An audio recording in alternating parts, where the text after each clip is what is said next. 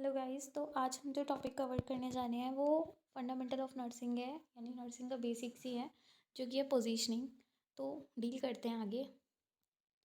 Positioning क्या है, मतलब एक बहुत इंपॉर्टेंट आस्पेक्ट है, क्योंकि हम एक पेशेंट को इस तरीके से बेड में प्लेस करते हैं या इस तरीके से अलाइनमेंट देते हैं उसकी बॉडी को, जिससे कि उसको बेड सोर्स, फुट ड्रॉप्स या फिर कॉन्ट्रैक्चर जैसे दिक्कत ना हो।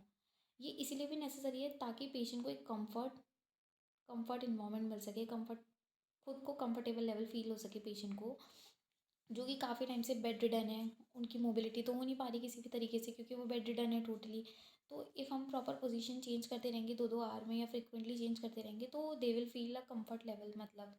और उनको हेल्प करेगा वो जो भी उनकी कंडीशन है, या फिर ट्रीटमेंट मेजर्स के लिए हम जैसे कितने सारे डायग्नोस्टिक प्रोसीजर्स होते हैं ना, हम उसके लिए स्पेसिफिक पोजीशन चूज़ करते हैं, जैसे कि वजाइनल एग्जामिनेशन के लिए, थोरेक्स एग्जामिनेशन के लिए, एट्सेट्रा। और ये भी हो सकता है कि मतलब ये तो होगा ही ऑफ कोर्स कि किसी भी मेडिकल कंडीशन, यानी शॉक वाला पेशेंट है या अनकॉन्शियस पेशेंट है, तो वो एक ही जगह पे रहने वाला है। तो ये आपकी रिस्पॉन्सिबिलिटी होती है कि उसकी टेक केयर करना और फ्रीक्वेंटली पोजीशनिंग चेंज करना, जैसे कि उसको ये जो ऊपर 3 कंडीशंस मेंशन की हैं वो ना हो।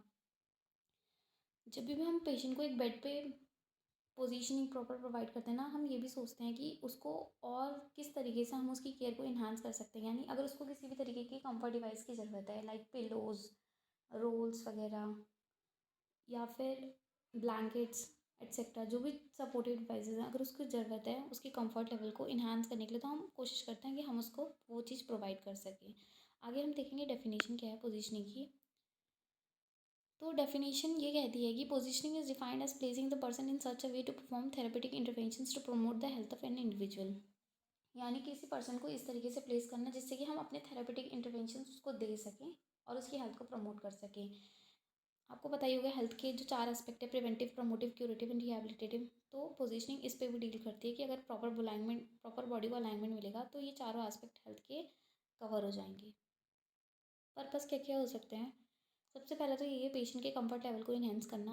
वेरियस जो पार्ट्स हैं उन पे प्रेशर लग रहा है, जैसे कि अगर आप सुपाइन पोजीशन पे लेटे हैं तो आपके ऑक्सीपोर्ट, सैक्रम, एंटीज, एल्बोज, एंकल, तो इन सब जगह पे प्रेशर लगता है ना, तो ये प्रेशर पॉइंट्स को प्रेशर रिलीव कराने के लिए यहाँ पर इसके लिए भी हम कंफर्ट पोजीशन प्रोवाइड करते हैं। पोजीशनिंग इंपॉर्टेंट है। डिफॉर्मिटीज़ को बचाने के लिए, अगर डिफॉर्मिटीज़ का आप कॉन्सेप्ट जोड़ना चाहें तो आप बर्न से भी जोड़ सकते हैं। जैसे बर्न में अगर एक ही जगह पे पोजीशन हाथ रह जाता है, मान लीजिए अगर किसी का हाथ में जला है, एल्बो और ये फोर आर्म, मतलब एंटीक्यूबाइटल फोसा के आसपास, मतलब, तो फिर सोचिए अगर वो ऐसी एक ही पोजीशन पे हैंड रखेगा तो फिर कॉन्ट्रैक्चर बिल्ड होने के चांसेस है ना, जो कि क्या करेगा, उसकी मोबिलिटी को इम्पेयर करेगा।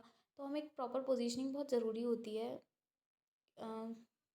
ताकि ये सारी जो डिफॉर्मिटीज़ वगैरह हैं वो सब ना हो, मोबिलिटी इम्पेयर्ड ना हो पेशेंट की।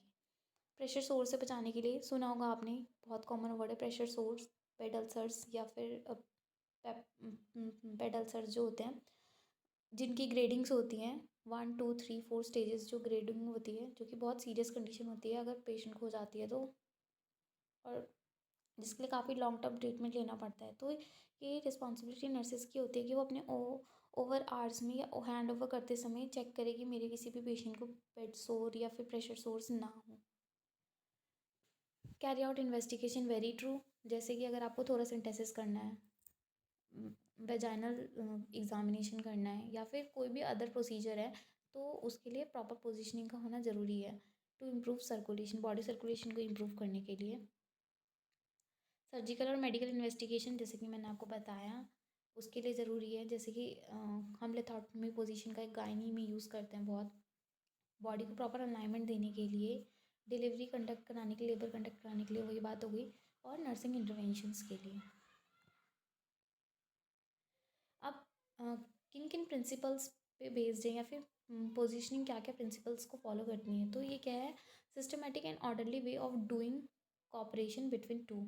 मतलब जो भी हम पोजीशनिंग देने जा रहे हैं ना, तो उससे पहले हमें ये ध्यान रखना पड़ता है कि हम जो भी पोजीशनिंग करेंगे वो एक प्रॉपर मैनर में हो, प्रॉपर ऑर्डर, प्रॉपर सिस्टमेटिक तरीके से करें, और पेशेंट की कॉपरेशन से करें। ऐसे नहीं फोर्सफुली जाके कह रहे हैं पैर सीधे करो, ऐसे करो, तो दैट इज़ रॉन्ग। हमें सारे सेफ्टी मेजर्स फॉलो करने हैं ताकि पेशेंट को कोई भी कॉम्प्लिकेशन या एक्सीडेंट जैसे चांसेस ना आए। एक्सीडेंट से यही मतलब है कि कोई भी कॉम्प्लिकेशन ना हो, पेशेंट का एक्टिव पार्टिसिपेशन होना नेसेसरी है। और हमें एकदम राइट टेक्निक राइट टाइम पे यूज़ करनी है। तो ये 4 प्रिंसिपल्स हैं जो कि मैंने आपको बताए। Systematic and orderly way of doing cooperation between two, that is the nurse and the patient, following safety measures to prevent accidents, complications, active participation या फिर using a right technique at a right time. Factors क्या क्या effect कर सकते हैं या फिर involve क्या क्या हैं पोजिशनिंग में, तो वही इंडिविजुअल की नीड क्या नेसेसरी है, क्या ज़रूरत है उसको उस पोजीशन में रखने की, उसकी खुद की सेल्फ केयर एबिलिटी कितनी है, कितने एक्सटेंड तक वो डिसेबल है या अनेबल है अपनी पोजीशन को चेंज करने के लिए, उसकी डिजीज़ किस टाइप की है, लेवल ऑफ कॉन्शियसनेस के साथ पेशेंट का, और हॉस्पिटल की क्या प्रोटोकॉल के गाइडलाइन फॉलो हो रही है। टाइप्स ऑफ पोजीशन जो यूज़ होती हैं हमारे कोर्स के अकॉर्डिंग, जो भी हमारी बुक में मेंशन है, I have tried to cover all those. तो सबसे पहले है dorsal position, dorsal recumbent position, lithotomy position, prone position, Sims position, lateral position, knee chest position, Trendelenburg, Fowler's position.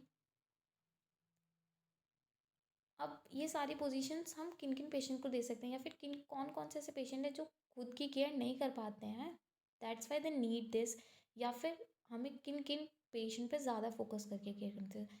सबसे पहले मेंशन है unconscious patients. Of course unconscious patient को special attention की ज़रूरत होती है, तो उसके लिए तो ये नेसेसरी है। इन्फेंट एंड चाइल्ड पेशेंट अभी अगर पेशेंट कोई इन्फेंट या चाइल्ड एज ग्रुप का है, तो पेरेंट्स भी कभी कभी सोचते हैं ना कि मैंने इसको इधर इधर हिलाया तो फिर कहीं ये नली ना निकल जाए या ये ना हो जाए, ट्यूबिंग हिल ना जाए, ग्लूकोज ना रुक जाए, तो दे हेजिटेट टू डू दैट। तो वो आपको ही बुलाएंगे कि चेंज करो, तो ये आपकी रिस्पॉन्सिबिलिटी है कि पेशेंट कोई आपका इन्फेंट या चाइल्ड एज ग्रुप का है तो you have to change position. Hemiplegic और पैराप्लेजिक, पैरालिसिस वाली सिचुएशन, हाँ बॉडी या फिर लिम्स एक्सट्रीमिटीज़ पैरालाइज है तो इमीडिएट पोस्ट ऑफ पेशेंट है तो उसमें भी नेसेसरी है। ऑर्थोपेडिक कंडीशंस है पेशेंट की, अगर फ्रैक्चर्स वगैरह, तो उसमें कार्डिक पेशेंट है तो उसमें भी हेल्प, हाँ उसमें भी आपको स्पेशल अटेंशन देनी पड़ती है पोजीशंस पे। अब प्रोसीजर क्या कैसे करने वाले हैं हम, तो सबसे पहले यही है कि हमें पेशेंट को समझाना है कि हम उसके साथ क्या करने वाले हैं, कैसे करने वाले हैं। अब पेशेंट की सबसे इम्पॉर्टेंट जो थिंग है वो है प्राइवेसी। ऑफ कोर्स अगर आप गायनी वार्ड में ड्यूटी कर रहे हो या आपको कभी लेबर रूम में या गायनी वार्ड के आसपास अब अगर आपने ड्यूटी की, तो आप देखोगे कि पेशेंट हेजिटेट, कि अगर हम उसका एग्जामिनेशन भी करने जा रहे हैं, पीवी भी करने जा रहे होते हैं, तो दे हेजिटेट कि मैं ऐसे इतने लोगों के सामने कैसे क्या होगा। तो it's necessary to make sure patient feel कि वो सेफ़ है, वो आप पे ट्रस्ट कर सकते हैं, तो it is necessary for you to maintain privacy. फिर प्रॉपर मैनर में आपको आर्टिकल्स अरेंज कर लेने हैं, और इफ़ यू थिंक कि you are not capable enough कि आप अकेले पोजीशन चेंज कर पाओ, तो आप मैन पेवर लेके आओ, यानी 1 या 2 पीपल। आप उनके जो भी अटेंडर्स होते हैं उनको भी बोल सकते हैं हेल्प करने के लिए। बेडशीट को अनटाई करनी होती है, ताकि अगर बेडशीट पे क्रीसेस होंगे तो they can also predict chances of having pressure sores और frictions. Turn lift and ambulate gently. उसके बाद क्या करना है, हमें पेशेंट को हल्का सा टर्न करना है, उठाना है, हल्का सा लिफ्ट अप करना है, और थोड़ा सा एम्बुलेट यानी वही है पोजीशन चेंज कर देनी है। अब मान लीजिए अगर कोई पोजीशन को सुपाइन से आपने लेटरल पे दिया, तो आप लेटरल पोजीशन पे जैसे दोगे ताकि वो पीछे को वापस ना गिर सके, तो आप क्या लगा सकते हो, एक्स्ट्रा पिलोज या फिर कुछ भी। नॉर्मली हम जनरली क्या करते हैं, कंबल को या फोल्ड करके लगा देते हैं बैक पे, ताकि वो लेटरल पोजीशन वापस सुपाइन पे ना आए, तब तक बैक केयर वगैरह देते हैं ऐसा। इसके बाद क्या हो सकता है, special care taken at the pressure areas. Of course जो भी प्रेशर एरियाज हैं वहाँ पे थोड़ा बहुत मसाज, जैसे कि बहुत सारे अभी जब हम पोजीशंस पढ़ेंगे तो हम देखेंगे किन किन पोजीशंस में क्या क्या प्रेशर पॉइंट्स बनते हैं, तो उसके लिए स्पेशल केयर देनी है वहाँ पे उन प्रेशर पॉइंट्स पे। पेशेंट को प्रॉपर कवर करना है, अननेसेसरी एक्सपोजर बिल्कुल नहीं करना है, हैंड वॉशिंग प्रॉपर करनी है। उसके बाद recording, it is necessary to record time, position और कंडीशन ऑफ स्किन, क्योंकि ओवर देते समय ही आपके लिए बहुत इंपॉर्टेंट होगा। अगर आपके पास 10 पेशेंट भी हैं ना, आपने हैंड ओवर लिया है कि मेरे किसी से हैंड ओवर लिया है स्टाफ से कि सारे पेशेंट ठीक हैं, किसी को भी डेक्यूबिटस अल्सर नहीं है, किसी को भी कोई प्रॉब्लम नहीं है, सबकी स्किन प्रॉपर है, तो it will be your responsibility कि आप अपनी ड्यूटी में भी ऐसा ही हैंड ओवर करो ना।